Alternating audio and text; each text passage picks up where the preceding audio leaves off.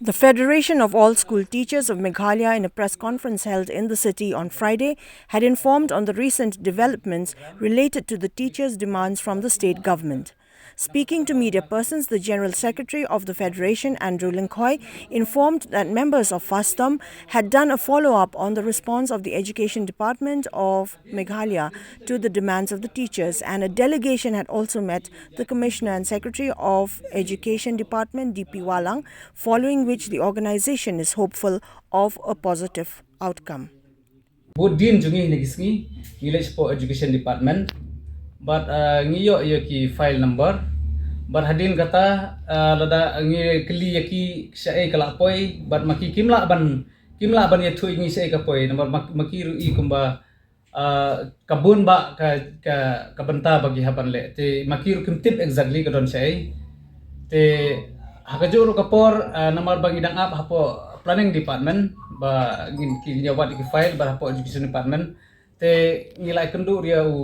DP Walang so DP Walang but mai ila ay ka positive response ba ichimkia but ila ong bamanta kasi in move no ka file te halaw kata ni isip karay ba kal aday ka positive response but ngin nang ni sakmat ngindang ya follow up susu ya ki file but ya kane kajing ay response yung ki officer but ngakermen ba kane kanlong kapasiso.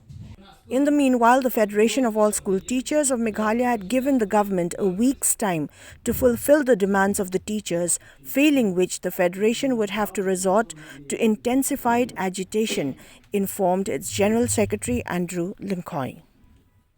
Berkata kalau nadu mandi nadu lasing kom ngil ay porek sarkar hadu sito ding kabamod hapok kane sita yo lada sarkar kamla banle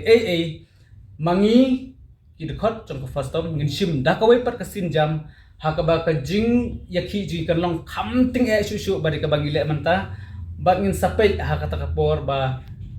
kasorkaru lese kanla ban sadem ko siulang krup bat ngi ha kade kajing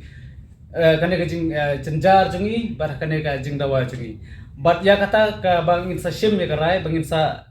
launch hakawai pat ka jing yakhi ladak sarkar kam ai jing ladakam sarkar kam ay response ngin saya da kata sinjam but kata kan salong kasinjam kaba ting kaba kala ban long ru history lese ya kasti chungi